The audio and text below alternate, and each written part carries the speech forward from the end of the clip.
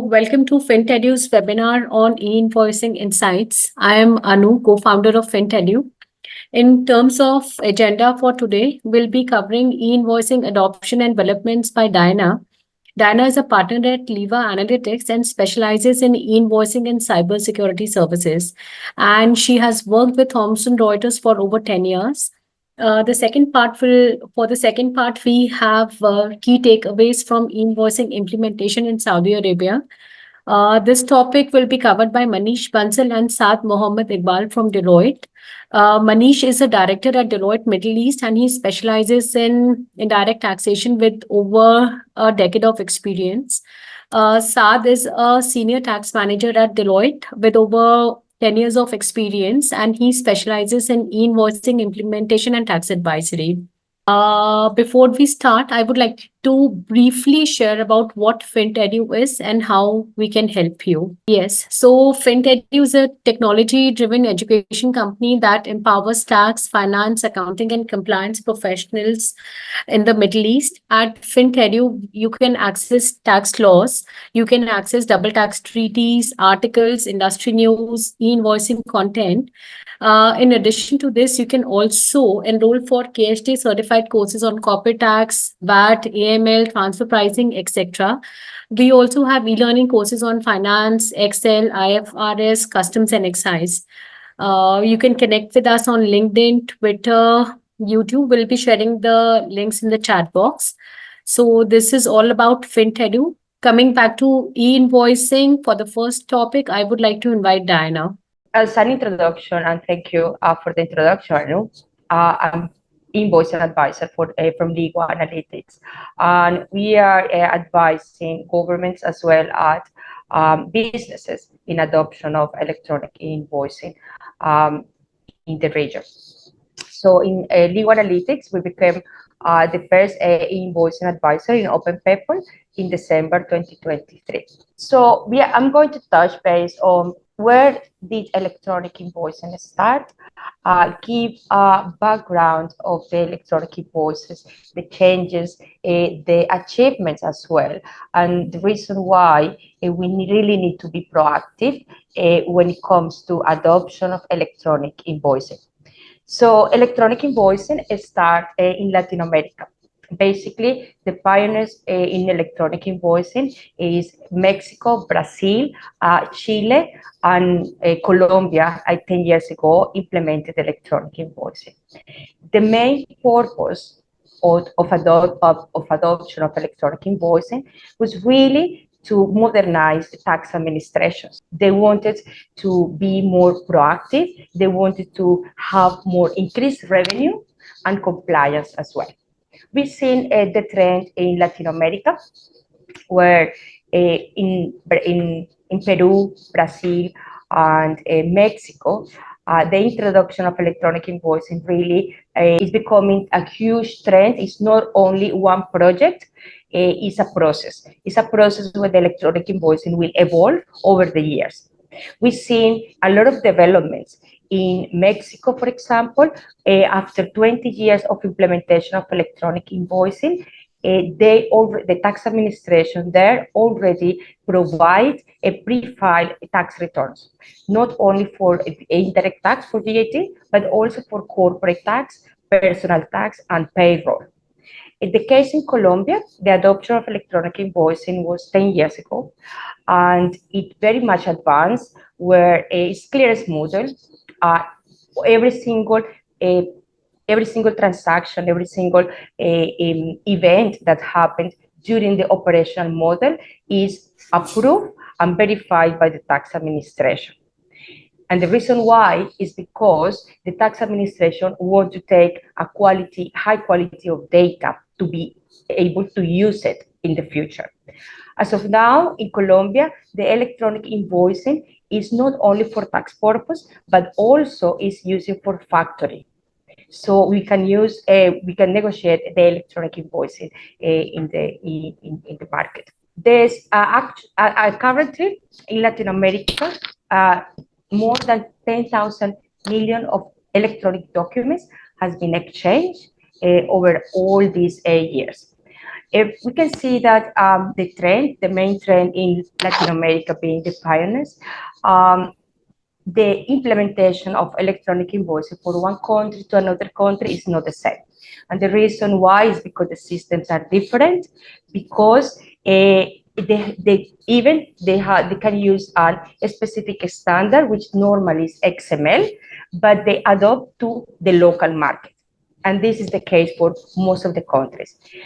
All countries in Latin America use XML and localized XML. And the only two countries that use XML but UBL, which is an OASIS standard, is Colombia and Chile. Apart from the rest of Latin American countries, it's the same as Italy, are using XML and it's localized. The characteristics of electronic invoicing is they should have one standard, which is XML, and to be able to generate interoperability. It will be very easy to read information, to exchange data. Another common aspect of electronic invoicing as a framework in those countries is the data. And I come back to the point previously that this validation happened in the same in Saudi Arabia is because the tax administration wants to take control what data and to take control what data they want to take and they want to future purpose like adding for tax audits to add new services, online services. And we've seen a lot of improvement in the adoption of electronic invoicing, how the data is using. So first of all, normally the adoption of electronic invoicing is B2B and B2G. And this is the start when basically to tackle the indirect tax first, and then it will be scalable. Over the years, we've seen in cases all countries are covering every single transaction, even export. Not a single project is not taking just a specific data that is required by the tax administration and to send it to them, but it's a process. It's really a process that they will evolve over the years. We will expect normally for any new changes in electronic invoicing system, countries are changing the legislation, adding new requirements to increase compliance every 3 to 4 years. So it's really high recommended that, and this is what we discussed in our previous conversation with Manish and Saad as well, that the implementation of electronic invoicing has to be right from the beginning. The businesses really need to do every single tax analysis, tax and gap analysis to make sure the data sent to tax administration or electronic invoicing system is correct, is accurate, and the businesses will be able to use it, especially tax departments will be able to use the data for tax returns and for future tax audits. So let's go back. What is electronic invoicing? The definition of electronic invoicing will change depending on the countries. Some countries will have a specific definition. Some other countries, they will say it's only implementation of electronic invoicing is to facilitate the way of doing business between in the country. And this is where we have the case of New Zealand, where this is the definition. And the reason why is because in New Zealand and Australia, the invoicing is not mandated by the tax administration. It means in Australia, electronic invoicing is in place, adoption of PayPal standards is in place. However, tax administration will not touch the data, will not use the data yet. It will use in the future, but as of now, they are not touching the data. This is the different case in Saudi Arabia and Latin America, and of course, Italy. Tax administrations are using the data, and enforcement is mandate. So this is the main difference.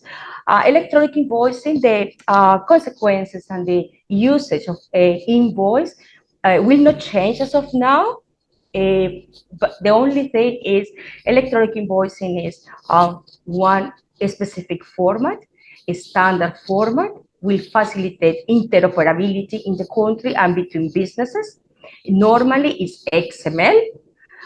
It's not PDF. So this is the misconception we have in the region. And when it's new in one country, is companies think, we have ERP system that generates PDF invoice, and it's easy for us to send it by email.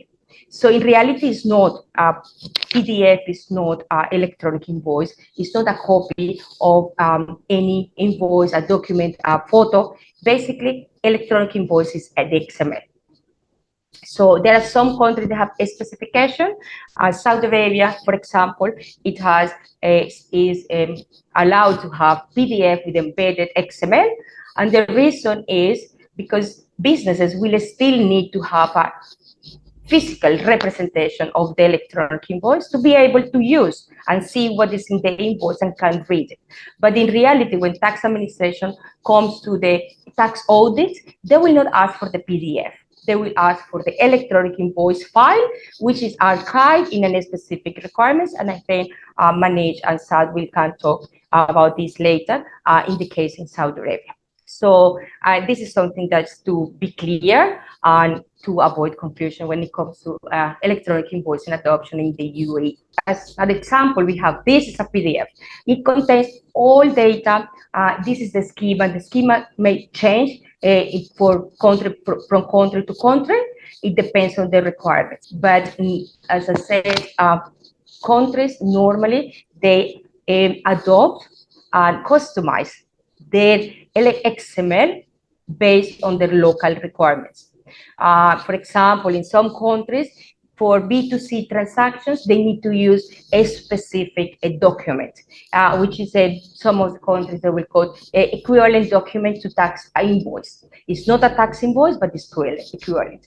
Here in the UAE, it will be simplified invoice, the same as Saudi Arabia. So, and the catalog, for example, product catalog is different from one country to another country. So these specific requirements will be part of the technical requirements in the schema. Therefore, the specification in the XML are different. And that's the reason electronic invoicing, it will be good for the future developments when it comes to export and international transactions and global trade. However, it will need more development, and as of now, it's not really in use. Because it will need agreements between different countries, sharing data, and it will have more time to adopt. So there are different invoicing models. And in reality, the electronic invoice model, there is no any model or any entity that say this is the model that should be adopted by countries. All models are different approach, and basically is how the data from electronic invoice will be exchanged in the ecosystem, in the electronic invoicing ecosystem. Some countries, they have clearest model. All data will be approved by the tax administration, but some other data will not be approved by the tax administration. Some countries, they send or share or give this responsibility to the e-invoicing providers to make some validations.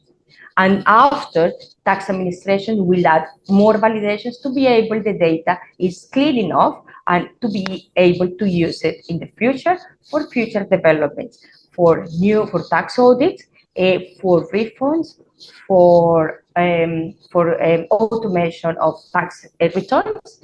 So if the quality of the data is not good enough, businesses and tax administrations will not be able to use it. We're expecting in the UAE will be decentralized model, CTC, where it will be using paperless standards, which is really the network of exchange of information, and it will allow interoperability as well. And the five corners is basically the tax administration at the end, receiving some data from the access point. So this is the rollout of expected rollout of electronic invoicing in the UAE. As of now, we have development services providers certification. As of now, UAE is needs to be really be as an authority in open paper, and this will happen anytime during this year or next year. As of now, in Q3, tax administrations, government is really providing certifications, at least the requirements to a service provider to be certified, and analysis of a UAE data dictionary, which will be really for the local needs. And the introduction is the electronic invoicing legislation is expected in Q2 2025, and the rollout and phase one would be July 2026. However, while everything happened, it seems very long the strategy rollout for electronic invoicing. And we really recommend companies to start doing the preparation of the electronic invoicing now. So what they can start doing? They can start doing multiple things, starting with something that is very basic and checking how the business is issuing the invoice as of now.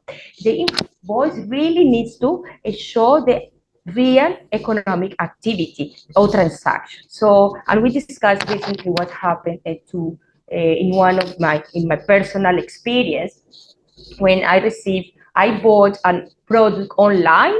It was on sale, 70% off, and when I received the tax invoice from the retail, so to my surprise, the invoice didn't show the discount. It only shows what I paid to them, and in fact, this is not what is a really well prepared invoice, because it's not showing the economic activity, the real activity transaction, what happened with the transaction. So in case any tax audit, the tax administration will easily can detect what happened with this price, what the price is different to in another, the trend as well. So we really recommend how they're issuing the electronic invoice now, plus how the VAT implementation was done in 2018. I don't see a lot of companies reviewing the VAT implementation because most of the companies assume it's good. However, it will have a lot of impact when it comes with electronic invoicing implementation. If the VAT implementation was not done correctly, it started with the basics is by selecting products, services, the taxability, the determination of the catalog. Just go review what are the products, what are the services we are providing. Are the taxability correct or not? Just start with the basics, and starting from that, I think is a good start. And I think I will hand over to Manish and Saad to give us the flavor of electronic invoicing implementation in Saudi Arabia. Diana, just we move on to the next section. Just I want to reiterate one of the points that you have highlighted in the previous slides. Is like the important thing that you need to understand here is e-invoicing is not going to change the VAT treatments that you are applying to your transactions, right? So as Diana mentioned, that you can simply start checking the catalogs of the product. So one important thing that needs to be understood here is if the existing VAT treatments adopted by the organization are not correct, or if you are uncomfortable whether you are applying the correct VAT treatments, then the starting point could be to do sort of a check or a health check on the existing VAT treatments to make sure that the treatments adopted are correct. If you will apply e-invoicing on incorrect VAT treatments, then e-invoicing is also going to be incorrect, because e-invoicing is not going to change your tax treatment. It's going to change how the information is related to the tax authority and to the taxpayers. So make sure you are very much comfortable that the treatments in the organization for the VAT are absolutely correct. Yep. Thanks, Saad. And yeah, Diana, fantastic example. I mean, that's why I find VAT and e-invoicing very interesting, that everyone can relate to it. I mean, everyone in our daily lives, we come across tax invoices and VAT invoices. So we all can relate to your example pretty much around discounts and how the invoices should look like. Okay, quick introduction. Manish Bansal, director with Deloitte in Saudi Arabia. So KSA e-invoicing is almost now, it was introduced in December 2021. Yeah. So it was introduced in Saudi Arabia on 4th of December 2021, and it was a two-phased approach which Saudi Arabia followed. So the first phase, which started in December 2021, was the generation phase, what we call it in usual lingo. So it means that the taxpayers were required to uh, generate, store, and issue invoices, whereas phase two was the integration phase, or is the integration phase, where the taxpayers need to connect their system with the ZATCA. And as Diana mentioned about the clearance model, one of the models she discussed, right? So in Saudi Arabia, we follow the clearance model, wherein the taxpayers need to first link their systems with the ZATCA, get the invoices approved before they can, let's say, raise a final tax invoice. So that's how Saudi Arabia is going through. Now again in phase two as well, it's a phase two again is a phase wise approach. So there Zatka is going turnover by turnover wise. So wave one was where the taxpayers include exceeding 3 billion worth of turnover were required to comply with the integration requirements, whereas right now we are in wave 13, wherein the turnover has decreased to SAR 7 million um, worth of revenue in the previous year. So as you see, the e-invoicing is getting broad-based with each passing wave, and yes, we expect that at a point of time, and leaving aside the very small taxpayers, all the taxpayers would be kind of covered within the ambit of e-invoicing. Yeah, moving to the next one, I think this is around, and this is important again, Diana, that's just alluded to her in the first part of the presentation as to what transactions are subject to e-invoicing. And this is very important in order to kind of configure your systems and then make sure that you raise proper tax invoices. So not all transactions, I mean, the key takeaway from this slide is not all transactions are subject to e-invoicing. Now, again, it might differ from country to country, but given that we are talking Saudi Arabia here, we'll discuss about Saudi Arabia. UAE, when it finally implements, might have a different regime altogether. But in Saudi, yes, any standard rated or zero rated supplies, so exports or domestic transactions, are subject to tax. Intra GCC supplies, nominal supplies as well, which is, let's say, the supplies at zero value, which are subject to VAT, need tax invoice, and any payments related to them also need a tax invoice. However, supplies such as RCM supplies, so any invoice that you receive from outside Saudi Arabia, or import of goods, or exempted supplies, do not need an electronic tax invoice. So that's the rule in Saudi Arabia. Okay, and so now we'll talk through some of the models that we have followed in Saudi Arabia, and as I alluded to in the past, it's the clearance model, and I'll let my colleague Saad Iqbal do rest of the talking on the models and forward onwards. Yeah. Thank you very much, Manish. Diana has covered some of the models that generally are globally implemented, but here you will find the visual representation of the model implemented in case. As Manish mentioned, yes, one of the models is the clearance model, which is widely used because of the major transactions pertain to P2P. So there are two models adopted in KSA. One is a reporting model and another one is a clearance model, right? So reporting model is applied to business to consumer transactions. And if you see what happens in the reporting model is that supplier issues an invoice compliant with the electronic invoicing requirements, and then supplier sends this invoice to the customer, and within 24 hours the supplier is required to send the invoice to the tax authority, which is called the reporting. So you generate the invoice, you send to the customer, and then you report the invoice to the tax authority within 24 hours.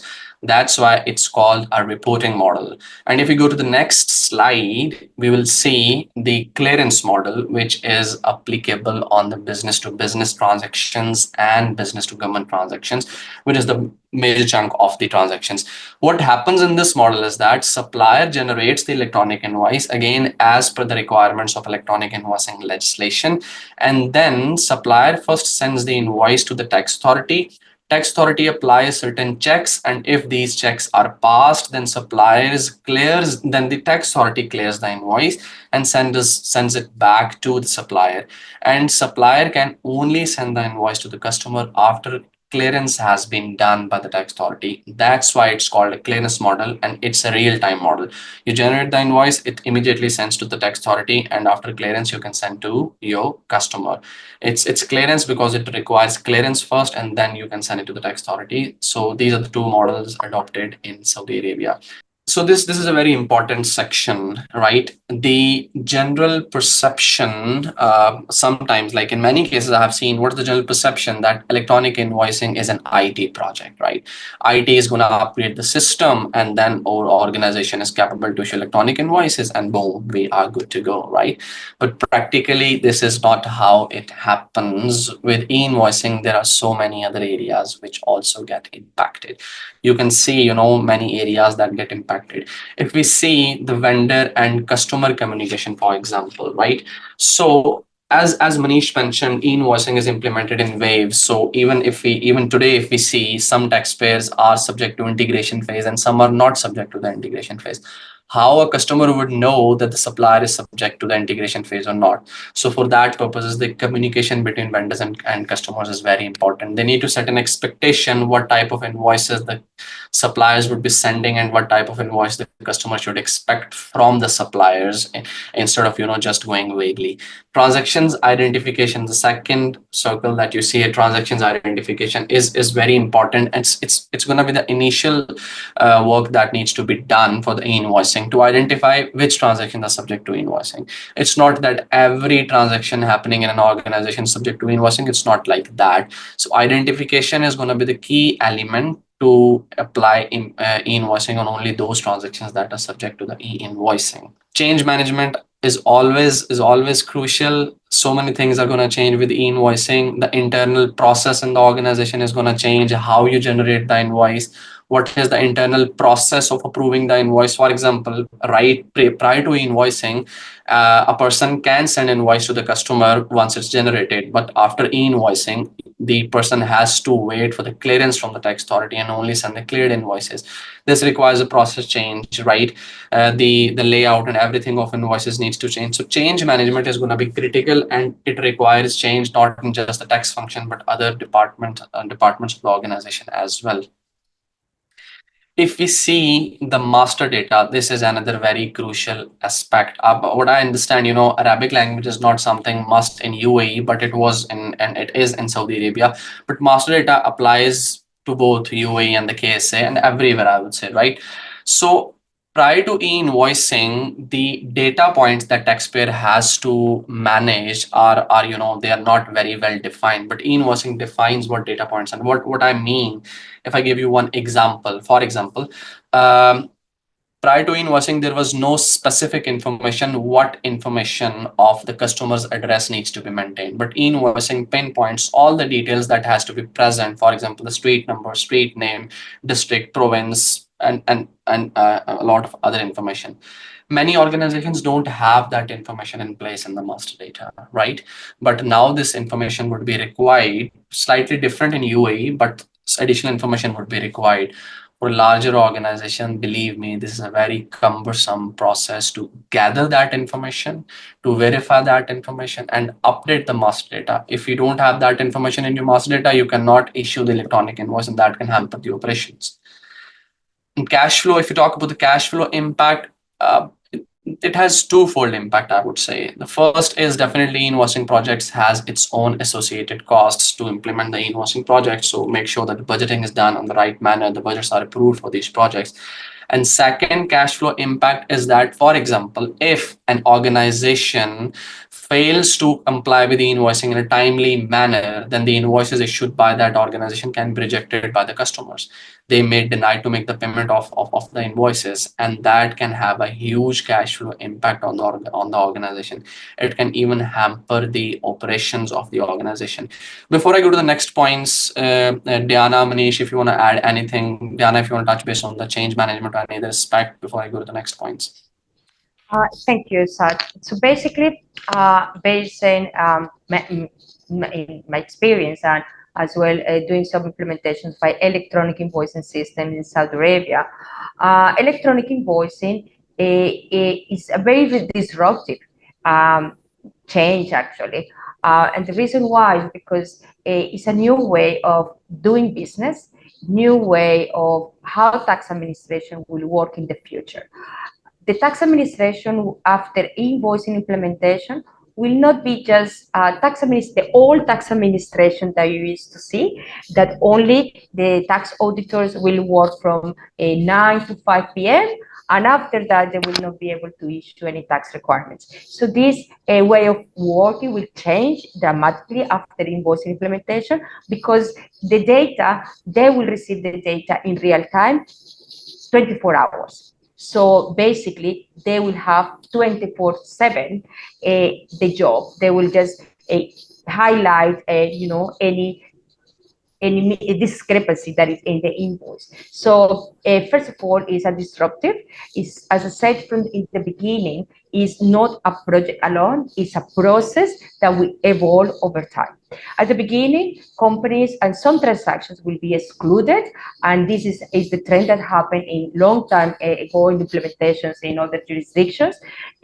Some transactions are excluded. However, when it comes to provide new services by the tax administration, at the end of the day, they want to pre-populate returns. They will need the complete view of the data, the transactions. So no transactions will be excluded. And it might happen, let's see, in 4 or 5 years, if Saudi Arabia will all transactions that are currently out of the scope of electronic invoicing will be included as a new change. So businesses should be ready not only for what is required now, but to see what are the trends and what the future developments will happen. So for any implementation of the tax technology, we always look at processes, people, and technology itself. So processes, what are the current processes? What is the as-is process, and what is the to-be process after electronic invoicing implementation? What are the changes? What are the processes that you have in place now, and how the data will flow as well? Quality of the data is important, as I mentioned. Master data is really important. Because now, there are a lot of studies on electronic invoicing implementation and CTC models as well, where the data is being, the main purpose of electronic invoicing is the data to be used and reused once. So you will not be able to have, otherwise companies will have a lot of reconciliations to be done with electronic invoicing, and we have more compliance burden as well. So communications is really important to understand that these are new changes. We have to issue electronic invoice. Paper invoice is not valid anymore, and the reason why is crucial because at the end of the day, electronic invoice will be the support of all your VAT deductible costs and deductions in your corporate tax, excise tax as well. They will have implication, and customs. So it will have impact in not only VAT, but the rest of the taxes as well. People, a lot of cases, companies change people and rotate people. So training is crucial at all levels. From the as we used to say before in a Big Four when I used to work, from the secretary, from the receptionist to the CEO, needs to be aware. What are the requirements for electronic invoice? What are the implications if they issue a paper invoice? So this is training and awareness session and tax culture. To create tax culture within the organizations are really important to be able to be fully compliant. So I think this is my main. Thank you, Diana. So I would like to, just touch base technology aspect a bit more, right? So because technology is definitely one of the important aspect of implementation of e-invoicing. So some questions that you need to ask yourself, right? Are your existing ERPs capable to issue electronic invoicing? If they are, then how are you going to upgrade that? Do you have the right skill set available in the organization, or do you need a third-party consultant to upgrade the systems? And based on our experience in KSA, we have seen many cases where the organizations are using legacy systems and they are not even capable of upgradation, right?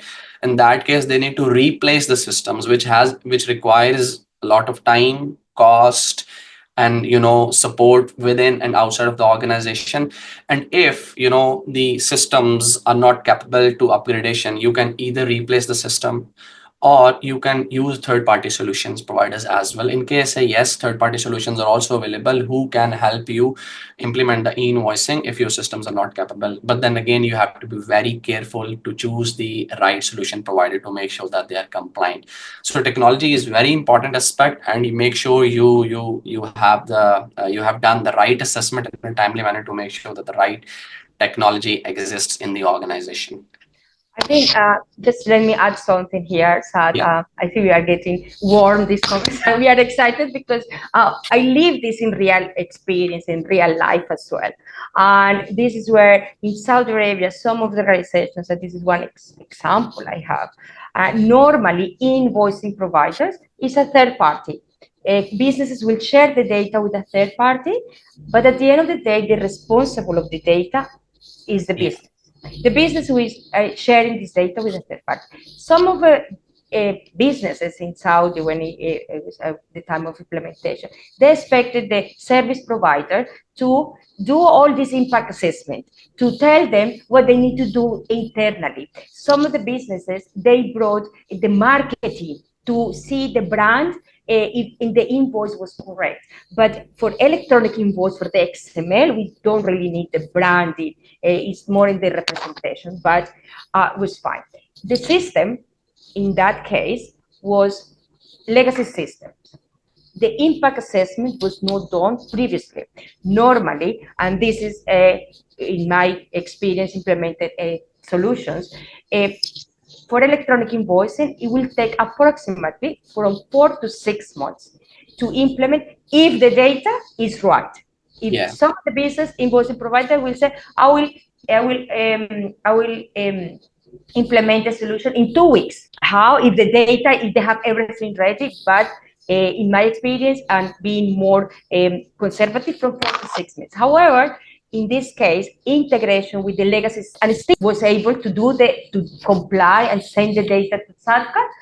However, the manual process between the business, the data, the sending data from the business to the invoicing provider was done manually because it was impossible to connect the with the middleware, which is in the case that KSA, they have a lot of middlewares in place because the data from this legacy system were impossible to retrieve. And this is not very different in Saudi Arabia.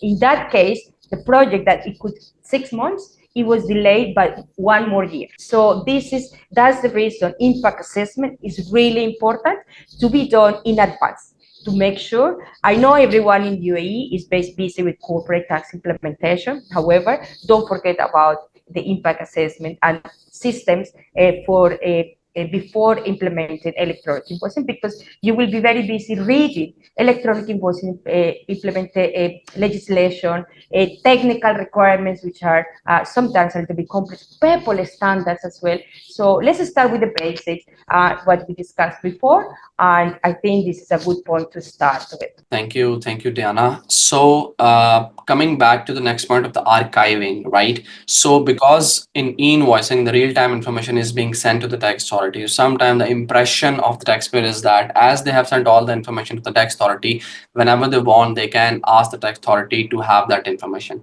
In some jurisdictions, it is possible you can download that information from the tax authority's portal. But if I talk about the KSA, and maybe the similar situation happen in UAE as well, you have sent the information to the tax authority, but you can ask the tax authority to provide that information back to you.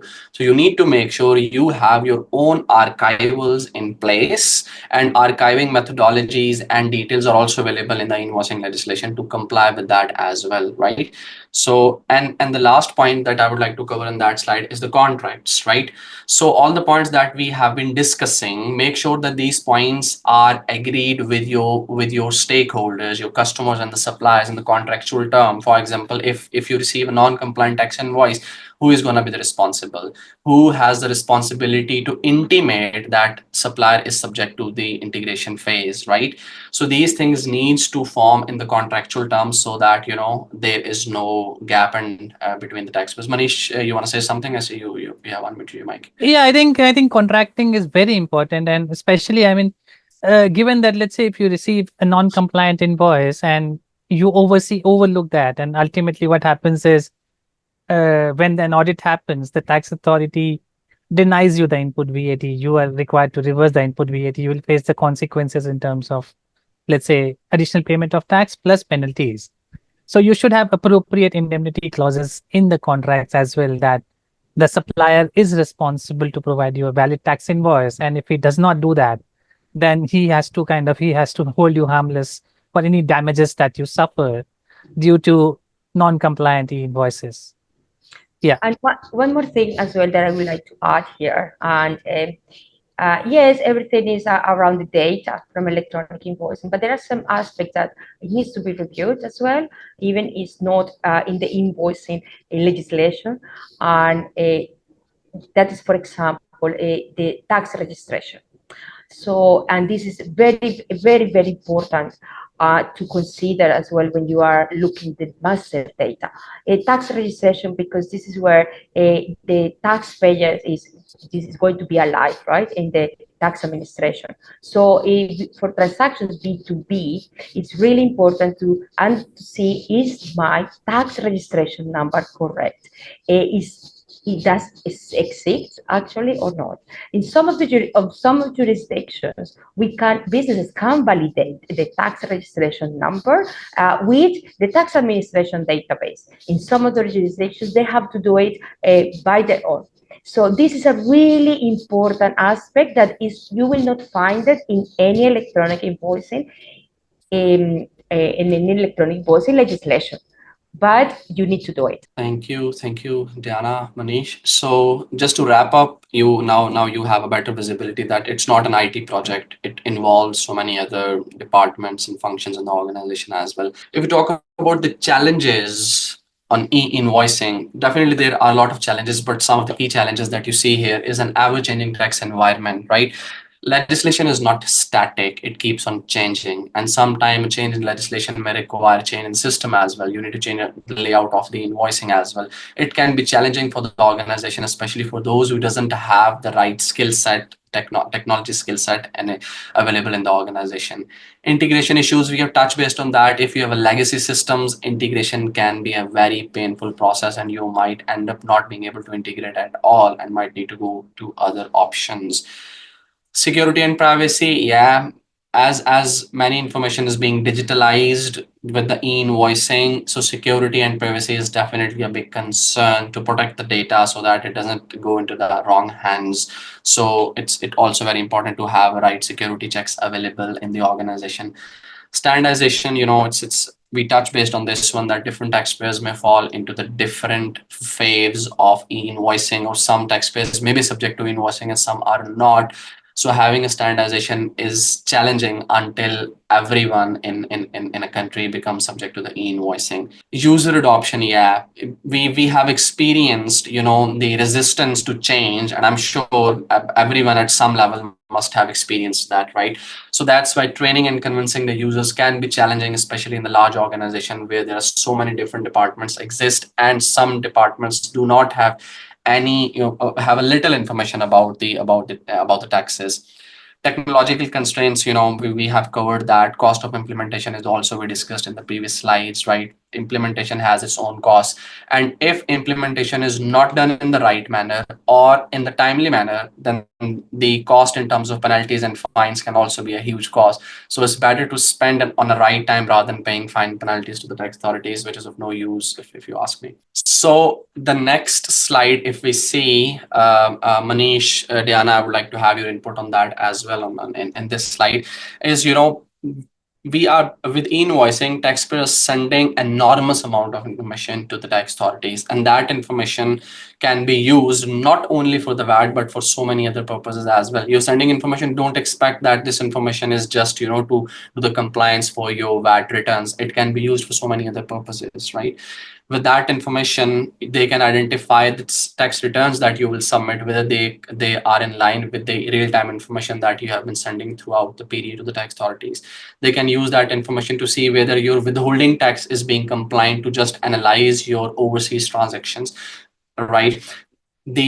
Because they will have information of the whole country, I would say they can easily identify if customers are claiming more than the suppliers are reporting in their output taxes, right? So this information can be used in so many ways. They can develop so many patterns and analysis. The audit approach can change. So make sure that you are sending absolutely right information to the tax authority so that you don't get in trouble. And don't just think from the VAT perspective, think from all other tax perspectives as well once you're sending the information to the tax authorities. I think I will add something here, Saad. You try to say not only for tax purpose, but also to detect tax fraud. So the importance of address here. Why is the address really important? Because in jurisdictions like Brazil, for example, where electronic invoicing and the data analytics from electronic invoicing is very advanced in Brazil, they will be able to detect in real time if it's as product, this service, where this service went to a real business, or really went a old house that is the owner is an old person, for example. So in that case, they have the picture as well in real time. They have the picture of the location of the recipient of these goods. What happened? It will say, no, it's not a business. It's not really an office. It's not a logistic company. It's really a house, an old house, for example. So this is a red flag for the tax administration as well. So every single data that is going to be shared has their own purpose, not only for tax, but also to detect tax fraud, to detect tax evasion, and to provide new services to the taxpayers. So, and in the same way, taxpayers will be able to do new things with this data. As we say, the data is the new oil in this region. So they can do more analysis, they can see the trends, they can reduce fraud as well within the organization, they can get payments faster. And basically, this data is very rich. And when the evolution, the electronic invoicing system evolve over the time, so this data will be more rich, and tax administration will be able to use it in more effective manner. So nowadays, audits in Latin America are almost in real time. They do, and tax refunds as well.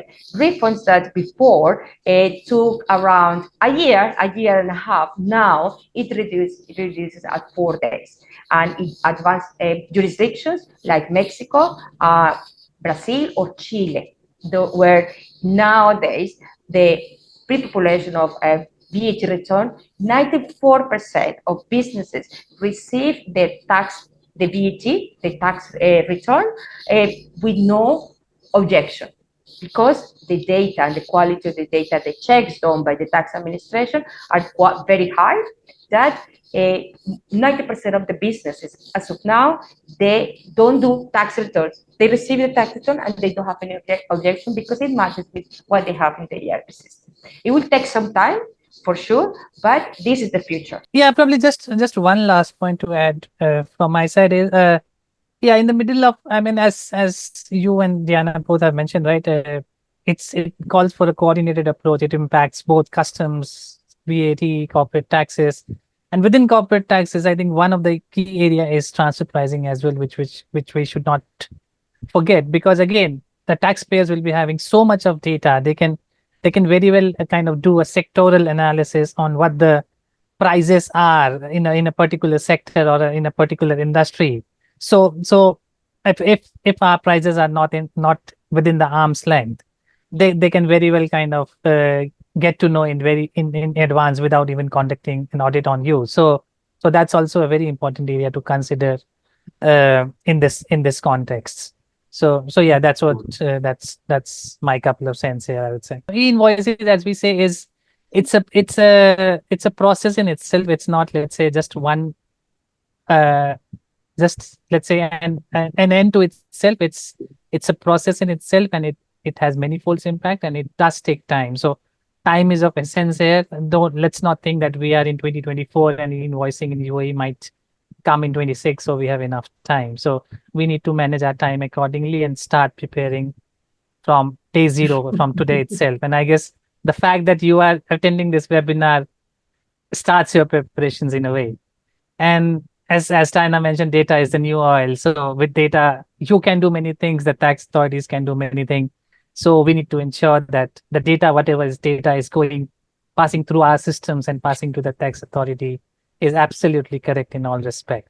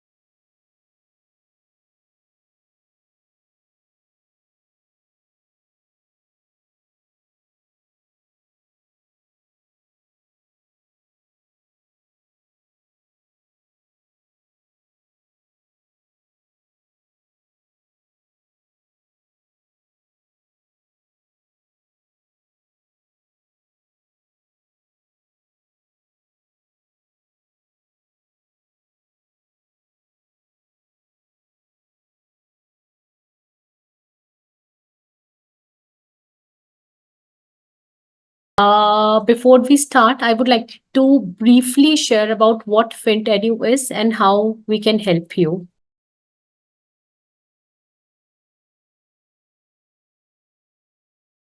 Yes, so FintEdu is a technology-driven education company that empowers tax, finance, accounting, and compliance professionals in the Middle East. At FintEdu, you can access tax laws, you can access double tax treaties, articles, industry news, e-invoicing content. In addition to this, you can also enroll for KSA certified courses on corporate tax, VAT, AML, transfer pricing, etc. We also have e-learning courses on finance, Excel, IFRS, customs, and excise. You can connect with us on LinkedIn, Twitter, YouTube. We'll be sharing the links in the chat box. So this is all about FintEdu. Coming back to e-invoicing, for the first topic, I would like to invite Diana.